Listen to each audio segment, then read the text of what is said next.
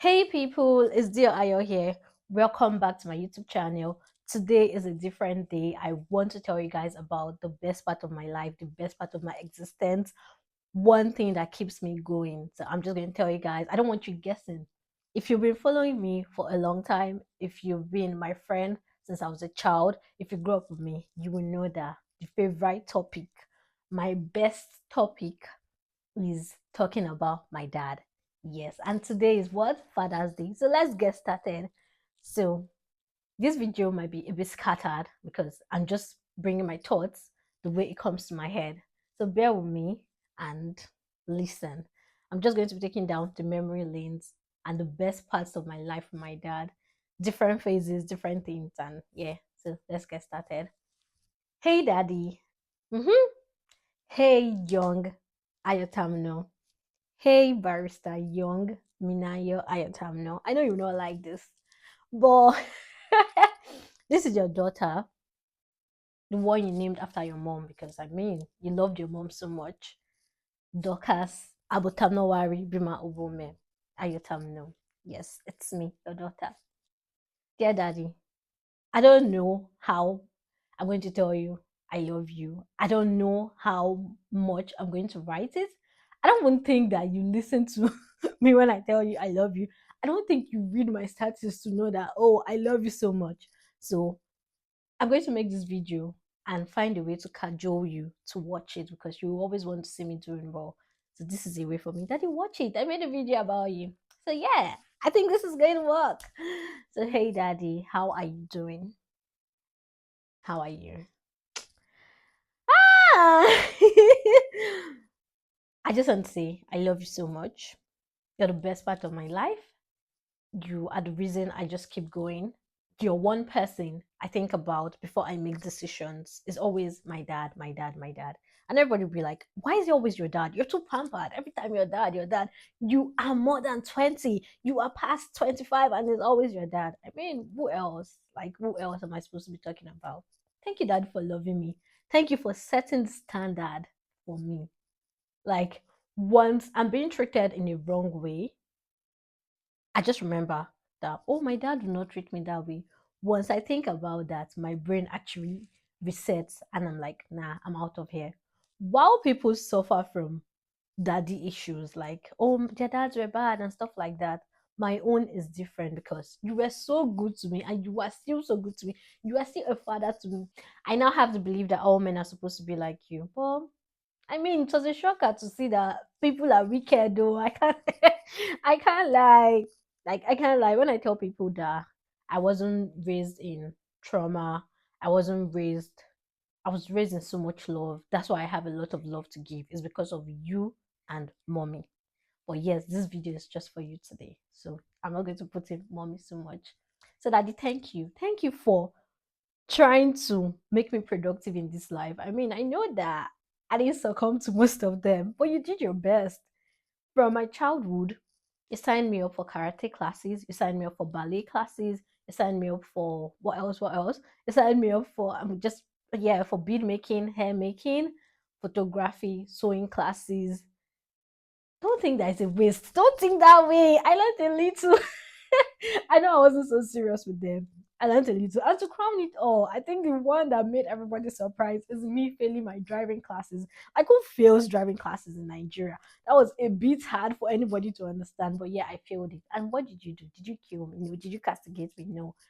You still showed me love. Why did you send me to learn how to drive? You sent me to Ace driving school or class because I was battling depression, and then you're like, "Oh, you can't be an idol at home." I had like hot water scar on my hand, and then everybody's like, "How did you get this? How did you get this?" And then I was like, I gave a different story, and in that story I gave, you were the only person I did not believe you because you know me so well. And you're like, "Nah, that's not what happened to her. Tell her to tell you what happened to her because the person I know, that's not what happened to her." Yes, you did. You did not need to hear the story before you knew that. Oh, this is not what happened to her. But you're still my dad, and I love you. I love you so much. I mean, I don't know how much I'm supposed to say this, but you're the favorite part of my life. I'm just going to go down the memory lane with everybody and tell everybody how amazing you are. Now, when I was in secondary school, no, let's go back to primary school. I remember when I fainted because I was on the swing, and then there was this guy, his name is Daniel Rogers, was just pushing me, and I fainted. And I was so sick when I regained consciousness. You were in law school, but dad, you came to check on me. You came to check on how I was doing. I was just little. You left law school, you left Kanu to come and check on your baby girl. I can never forget. I have a vivid memory of that day. And once you checked and you saw me, that's how I became better. Like, that's how I became better. I can never forget that memory. That meant so much to me. Like, it meant a whole lot to me. Now, that's primary school. I have a lot. Do you remember when I have to make like my hair Friday after school? Everybody's like, go and make a new hair, go and make a new hair for like Monday. And then I'm like, no, I'm not going to make any hair, I'm not going to make any hair. I'll cry. Saturday, go and make your hair. No. Sunday, they had to hold me to make my hair. And after making it, daddy, you always take me to the staircase and guest up. You put me on your laps, and then you sing to me. Yes, you sing a song to me for me to sleep. Or you tell me stories, show me the stars, show me the moon till I sleep off. You do it for like 3 days till everything subsides. Like, who does that? Dad, can you remember when mom would always be like, go and do the dishes, go and wash the plate, and then you help me wash the plates. I don't. You help me wash the plate now, and you rinse it, and you do everything, and I'll just stay there, stand, and just with you. I mean, I understand when people say that I'm too spoiled, I'm too far, but I understand because I mean, they don't have a dad like you. They don't have a dad like you, daddy. So that's understandable. And then mommy always used to be angry, like, you're spoiling her. But you didn't care. I didn't let anybody beat me. I remember when T Boy beat me and you were so pissed. You came back from work and the rest was history. And you made it a law in the house that anybody that touches me will go to cell and sleep for some days and fight their mates. And that's how they stopped beating me in that house. Can you remember? Me, I can remember because it happened to me. You've always shielded me, you've always protected me, like in different ways. Now, when talk about this beating aspect, I remember when somebody slapped me in Uniport, and then my mom called, and she's like, oh please don't tell your dad what happened, don't tell your dad what happened. And then she's like, don't also tell your uncle what happened. Please, I don't want any trouble. I'm like, okay. I'm like, okay, I will not tell them. It was really weird, but I understood what she was saying because there are many things that will happen and she'll be like, oh, don't tell your dad. Your dad's going to be pissed. It's going to be pissed on that person. And all these things actually concern me. And it's really amazing that somebody loves me that much. Yeah, I know I'm not like an easy person. Mm-hmm. But you've always been there. I don't know how I'll live my life without you. I don't know what on this earth I'll do without you. You've been like the backbone of my decisions. You've always guided me. Dad, can you also remember the surprise parties you threw for me? Just one outstanding one. You said, oh, no, nobody's going to do anything for your birthday. Nobody's going to celebrate your birthday and stuff like that. And you traveled or you went to work, I can't remember. But you came back with cakes, with snacks, with different things, a lot of things. And then you marked my birthday. That meant a whole lot. I was like 7 or 8. I no, I got to secondary school at 9. So I think I was like 6 or 7. I still remember. I remember like I remember like mad. That's the Gen Z language. Don't judge me, daddy. I remember so much. I remember so much. Like I remember that day. It's so vivid because Esther's mom, that's Auntie Helen, brought me some materials like Ankara fabrics, and I liked them so much. I remember she had just come back from Lagos or Cotonou, one of those places. So yeah, I remember. And then a lot of people, like I had lots of friends that came for my party, and I'm like, never will I ever forget this because first you already told me nobody for you, we're not doing anything for you, and then this is you, Dad. You are also always the first person to tell me happy birthday. Mm-hmm. You're always the first person to tell me happy birthday. I don't know how you stay up at night, 12 midnight, to just say happy birthday to your baby girl. I don't know how you do it. I don't know the what's the name? I remember when someone like, oh, um, I'm going to, I'm going to tell you happy birthday first before your dad. I'm like, what's this one? And then the person was calling me at 7 o'clock, and I did not pick because why? I must hear from my dad first because you mean a whole lot to me. Yeah, I remember when I I'm not so good in maths. There was never a time I was good in maths, so I don't even bother myself. I don't stress myself. See, daddy, And then I came, is it fourth position in class, and Auntie, what's her name, bro? Why am I for Jesus Christ, Auntie Vera? Yeah, Auntie Vera is like, oh, you didn't do well. You came last, and all those things. And Dad, when my result came out, we were so happy. Like, oh, you did well, you did well. Now, when we talk about results too, let me throw a hint on university life. I got to okay, yeah. Let me throw a hint on university life. After secondary school, I was in Abuja with you. You were the reason why I was still coming to Abuja because we were working in Abuja, and then I was there with you. And then I didn't want to go to a federal school. I didn't want to go to a state school. I just wanted to go to a private school. I just wanted to go to Afe Babalola because that was like my dream school. And then next thing, mom goes to get form. You're like, oh, we're too pampered. We need like a balance in life. We're too pampered. We need a balance in life. I guys got me in Uniport form. I took the exam. I'm like, it's Afe I want to go to. And then I got Afe Babalola.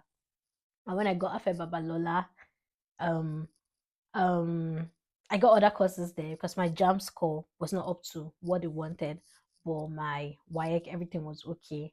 And then you're like, oh, you can't waste 1.5. And then I had to go to Uniport.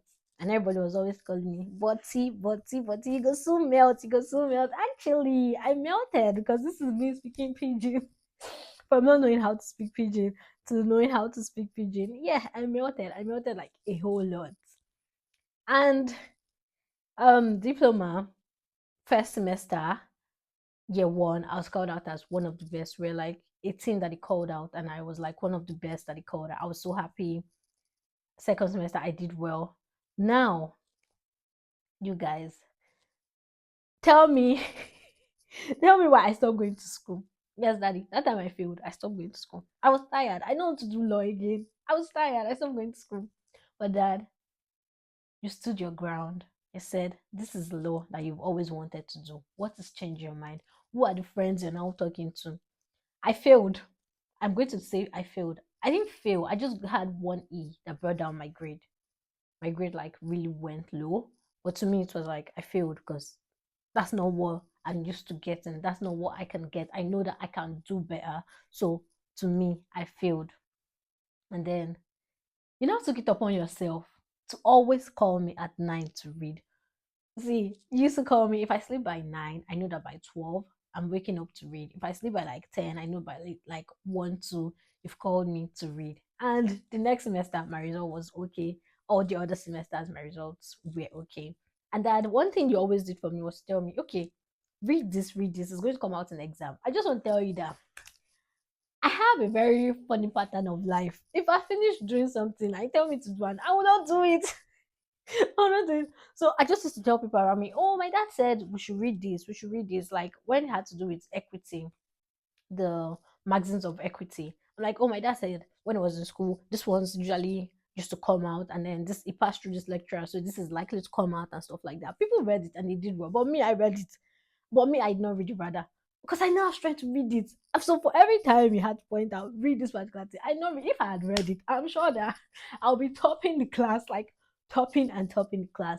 Now, my result came out was okay. I got to university, like the actual university, which was University of Uyo.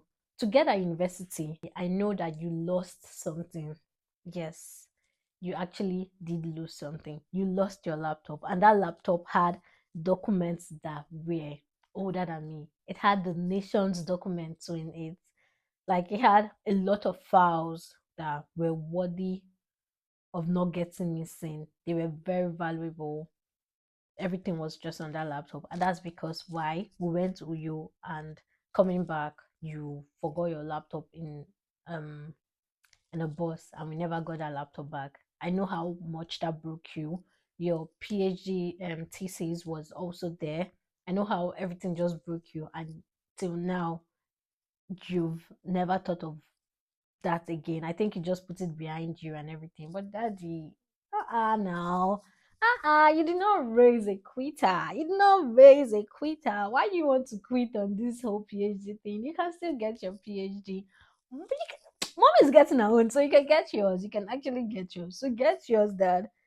Get yours. I know you're already tired, you're discouraged because you had already gone far. You can still get yours, dad. You can get it. You can get, you're my dad, my intelligent father. Get it, daddy. Get it. I also remember when Professor Worika saw me in school and then it's like, oh, is this your dad? And then I'm like, yeah. And you guys were having a conversation and then it's like, you must be really proud for this man to be your dad. I don't know how he puts it, but basically we're just saying that you're really lucky to have this man as your dad. That's what I was saying. And I'm like, of course, yes. Who would not? Who would not, dad? Who would not? Now I got to university. Yeah, too. I said as a direct entry student, I failed a course. And then I called you. I was crying and crying and crying and crying. And you told me, and why are you crying? Is it because you failed the course? I mean, you still have more to fail or pass. You told me you still have commercial law to either fail or pass. You still have company law to either fail or pass. So clean your eyes and stop crying. And because I've been on the road throughout that period, and you're always like, you're a girl, you should not be traveling like that. You should not be traveling like that. I had to ask you, Daddy, can I come back home? And then you're like, yeah, it's your home. Come back home. I can never forget that. And then you were just telling me, okay, just try, just make sure that you get up to like a 2-1 or something. Did I get a 2-1? I don't know. Did I? I don't know if I got 2-1, but that you were like a very good part of my life. Everything. Sometimes I used to run away from telling you what I had in class because you're just going to dissect it for me. Oh, this. And at that point, I don't want to hear that, but you're still going to do so. I listen. Yeah, I actually listen because you break down things to me. When I also had an carryover, daddy, you were not angry. I called you that day after the exam, like, Dad, I failed my exam. Like, I know I failed. The result wasn't out. We just finished writing it. And you're like, oh, be positive. I'm like, Dad, I know I wrote. I failed. I know I wrote. And then you spoke to me. You're like, oh, just calm down. Let's just see what the result is going to be. Why did I fail? For the first time in my life, I said, okay, I'm just going to read these topics. I selected some topics to read. And then I didn't read some topics. So the topics I did not read were the ones that came out. And those are the ones I failed. I had an idea. But all of a sudden, I just became blank in the exam hall. And then I failed. I had an E, so that's like automatically me failing. And so I had to resit. Thank God I didn't have like I didn't feel like I didn't have an extra year or something because I know that you would have been so disappointed even if we're not going to show it. All we wanted was just for me to get done with law school, get done with anything school before you retire. I tried now, didn't I try? Give my accolades, Daddy. We tried. We tried, Daddy. You talk about law school. Dad, you actually don't want me to go to Abuja because you said I was going to be distracted. And I got Enugu. And you some of you know to now sympathize with me that I got Enugu. You now told me that, he told me that, eh, you're going to meet your people because I like able people a lot. You gotta meet your people now. Gotta meet your people. You didn't want me to go to Abuja. You did not want me to go to Abuja. You stood on your ground because you knew that I was going to be distracted. So even when I put Abuja in my law school form and I didn't get it, I knew you were happy. I knew you were happy. Thank you, Daddy, for always like pushing me. Even when it was time to go for NYSC, I told you I wasn't going to go to Gombe. I'm happy that you pushed me to like go and serve. There's nothing you're doing at home. You're just working to go and serve. I like that. Thank you, Daddy. Thank you for always pushing me. And in law school, Dad, in fact, every time people always ask me, is your mom alive? I'm like, what the hell? My mom is alive. Because you always call me. When I just got into you, that's like me being by myself for the first time. Dad used to call me 3 times a day, 4 times a day. I used to talk to you 5 times a day. And people could not just understand why are you so close to your dad, why are you so close to your dad. Even when I stopped calling you, when I started getting familiar with the place, I started meeting new people. That if I don't call you in a full day, you're going to translate it to so you can stay 3 days without calling me, bro. That is just a day. And then you'd be like, nah, it's not a day, it's more than a day. That is where everybody listen to this video. That is where I learned the attitude of telling somebody so you can stay how many days without talking to me. You're still breathing. You're still okay. Yes, it's from my dad. If I also used to tell you, Can you look up in the sky? Like once it's like evening, do you see any bird flying? Can you see anything? Anything flying? Are you seeing that the hens, the hens are running to their houses and everything? Yes, it's from my dad and I that. I'm just trying to say everybody's going home. What are you doing outside? Because that's what my dad is trying to. Everybody is finding their house, their cage, everything. You're still outside. That's how my dad talks. So that's how I started saying that to you guys. And dad, while I was also in law school, I remember that you were the reason I was able to do my draft. I will call you and we'll draft online. I'll be like, oh, dad, election petition, matrimonial courses. I think I taught a lot of people election petition in law school because of you. You were just like, okay, this is how it is, this is how it is. And what else do I need? You are everything. You are everything. See that? You are everything.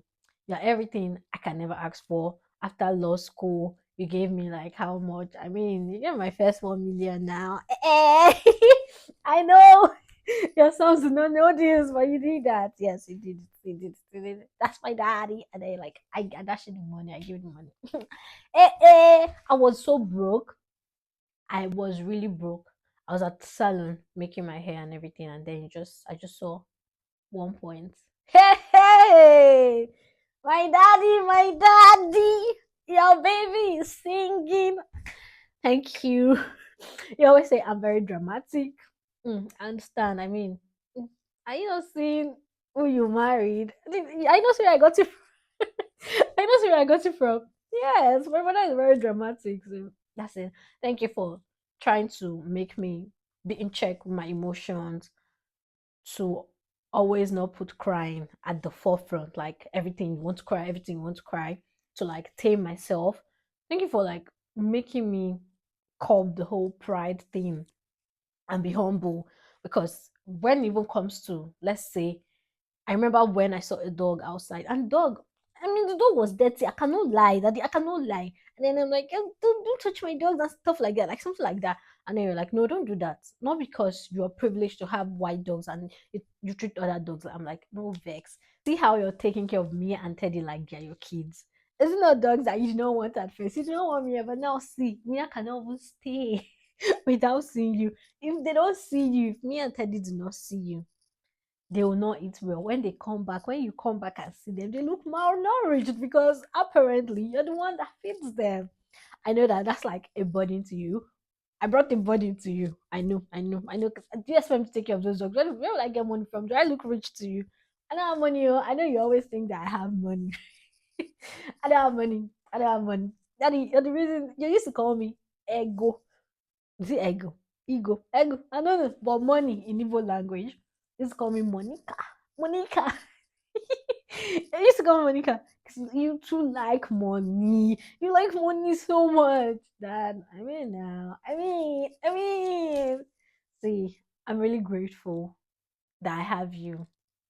I'm really, really grateful that you're my daddy. I'm grateful that once you call me and you hear my voice, you can actually know what's wrong with me. You'll be like, okay, what's going on?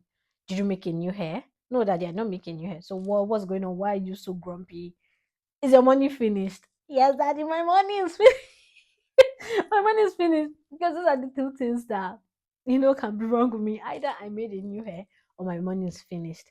That thank you for teaching me how to value and treasure my friendships with people. It was like, oh, have you called this person? Call this person. Why are you letting this? Why like this guy that you see? If it's just me, I'll not remember a lot of people's names. So, and once I start talking to people, you're like the easiest person that can say, okay, call this person. Call. If not, I will not call. See. I will not call. I will not say anything because once I'm done, I'm done. But then you give me reasons to like, okay, don't do it this way. Don't take life this way. Dad, you taught me how to mind my business. When people say, oh, you mind your business a lot, I learned that from you because you also do. You mind your business a whole lot. I like when you laugh. It's so funny because I randomly go to the voice notes where you're laughing and just listen to them. I like them so much. Like I like seeing you happy. And I know that last year you were sad. I know that the loss of your sister broke you. It broke you because I also heard when you saw your other sister sick, how you were almost crying. So I know that the loss of Auntie Eliza broke you, like it broke you badly. And I didn't even have the right words for you. I know that it made you to stop believing like, oh, you're supposed to eat clean and stuff like that. Because I mean, you cannot be so careful. You cannot be too careful. But I'm glad that you're getting yourself. I know you think about her, and I'm sure that she misses you too. But all those aside, Dad, I'm proud of you. Thank you for rooting for me. Thank you for rooting for everyone around you. Thank you for drawing me closer to God and showing me that, oh, I need God. Like, God is the source. Thank you for being the four, I don't know if to call it forerunner or something. Why is four always in my diction these days? But you are the religious one. Yeah. I don't know what I don't know about mom currently, but since my teenagehood till now, you're the person that's carried that. Yeah, you've been the father. You've just been the father. You've carried everything. You've done a lot. I've seen you being a provider like that. I love you so much. I really, really love you. You set standard. You showed me, you taught me a lot of things. You taught me how to cook. I learned how to cook from you. Everything I can cook now is because I learned, not everything, like most things. When people learned how to cook stew first, I learned how to cook soup first because that's what you taught me. And then I later learned how to cook stew from mommy, but soup was from you. And yes, still today I can still cook those things. You always be my favorite person. There's no one that comes close. Like, I love my siblings so much. Everybody knows I love my siblings like mad. You know, I love my mom like mad. But where I put you, I don't think anybody can easily just come close. Now it doesn't work that way. Thank you for taking care of me and Teddy. Now feels like they're your kids. I mean, because if you're not there, they're going to be malnourished. And I really love you. You've served God. I've seen you serve God in different ways. I mean, sometimes I aspire to be like you. I can't. Daddy, I remember when. Let me put this here. When law school, the result came out, I always try to like beat you like in your performance, and then I saw my results. I was not happy with it, and that you screamed. You were so happy. You're thanking God, and you're like, you don't even know what you got. You don't know like your what God has done for you. Do you know how people receive this exam? Do you know how I have friends? I'm like, oh wow. And that like changed everything because I was really sad. I'm not even going to lie. I'm not going to pretend. I know I was busy making people happy. Like, oh, just forget about it. Like, at least we passed and stuff like that. We even formed a name. I knew that deep down I was not happy, but you just found a way to make me happy. And yes, you always be my dad. I love you so, so much. I love you very, very well. I mean, I've said this a whole lot of time. And happy Father's Day. Happy Father's Day, Daddy. Take your health seriously. Go back to working like your fitness walk. How am I pronouncing things wrongly? You guys get me the whole fitness things you used to do. You should start them back. I mean, I want you to be here to see my see my grandchildren. Not be what whatever it is, man. I just want you to be here long enough. Like I can't think of letting you go. I can't think of letting of life just taking you away from me based on health issues or stuff like that. And same with mom. I can't really think of that. That's going to break me. I don't think if anything happens to you guys, I'm ever going to like recover the way other people recover. I am not so strong for that. I'm not beautiful. I don't know. It's not, nah, I'm not strong for that. I'm not. I know I'm going to be damaged. And you've always protected me from trauma. Like I tell people, every trauma that I'm getting now, I'm getting from people I'm associating with. Because my father made I and my siblings removed us from like there was no trauma passed down to us. We speak up. Like when people hear me speak to you, they're like, "Oh, you're speaking to you." Like, yeah, like why not? Because you don't believe in oh, you have to wait and wait and wait for your answer. I mean, maybe that's why I'm a bit outspoken or I communicate better. Taught me how to pronounce what correctly, how to write letters. Newspaper. When I started reading newspaper, I was a child, bro. I was a child that that's why I know a lot of politics because of you. Sometimes I wish someone can just like someone that is really interested in politics can just sit you down or history of Nigeria. So you can write it down to people that you need to actually give people what is in that your brain. You are so knowledgeable. I'm proud to be your daughter. I'm forever proud to be your daughter. I don't know why you don't name me your own name Because mom said she wanted to name me your name. I said, no, your mother's name. Which is okay. I mean, that's okay. I'm going to name my child your name because I really love you. I will always do. And please don't forget to send me the money that you promised me. Please. Don't forget to send me the money that you promised me. I know you call me Monica, but don't forget, Daddy. Don't forget. And one last thing. If you don't help me, see, I know you don't pressure us for all this marriage. And you don't, yep. Dad, first of all, this PhD thing you are trying to push me. You like say now you go run am. You remember you started your PhD, so I think you should go and continue. When you go, I'll not be inspired. I'm like, oh, my mom has done it. My dad has done it. So now I should do it. So take the lead, daddy. Take it, take it, take it. I'm rooting for you like mad. And then help me, connect me to somebody, one of your rich friends' kid now. You don't know how this thing works. If you don't help my relationship life, they will do me something this I know they will do me something this world though. So help me. Because at this point I'm giving up, man. I'm tired. Like I'm just tired. Like I'm tired. I just want to be there. I just want to be there. I mean, sorry for speaking pigeon. But yeah, I just want to be there. I just want to be there more. I don't have strength. Like I know you're not pressuring me. I know you don't mention things about marriage and stuff like that. But I just want to be there. Unless you're going to help me. Because me, I'm not even praying again. I don't tire. Anything that wants to happen at this point. Yeah, but regardless, I love myself a lot.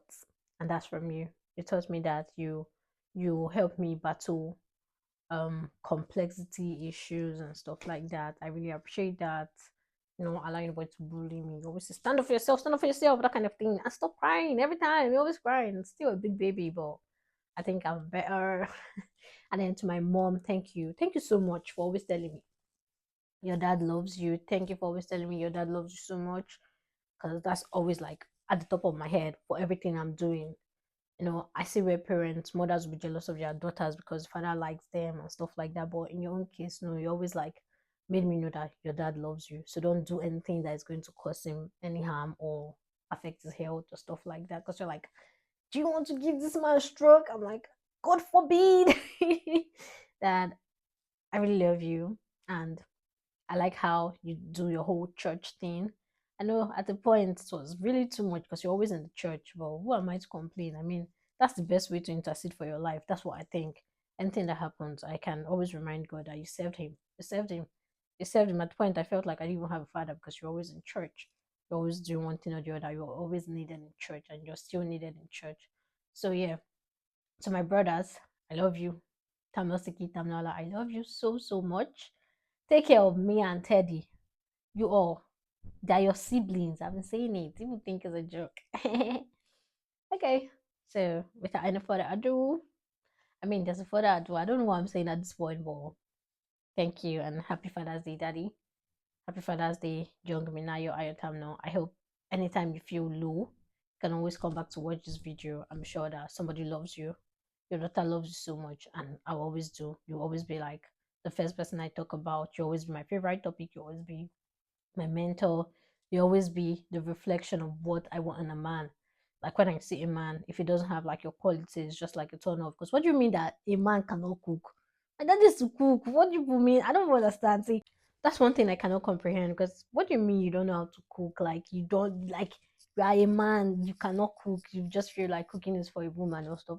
I grew up eating more of my dad's food, so I don't even know what people are talking about. So I mean, I think at this point you guys get the reason why I'm like this. You see why everybody always says you're too pampered, you're too pampered. I like it. I like it. I like it. If they, I want to come as my dad's child again. Yes, I like it. I like being pampered. My dad pampered me a lot. I'm not going to lie. So yeah, thank you to everyone that has also fathered me in one way or the other. Um, the late Chief Okuda, Abi's dad, bro. God bless your soul. God bless your soul, sir. And Uncle Joe Ayotamno, God bless you. Daddy Arnold, who is Augustine, Augustine Akachuku Wafo, God bless you.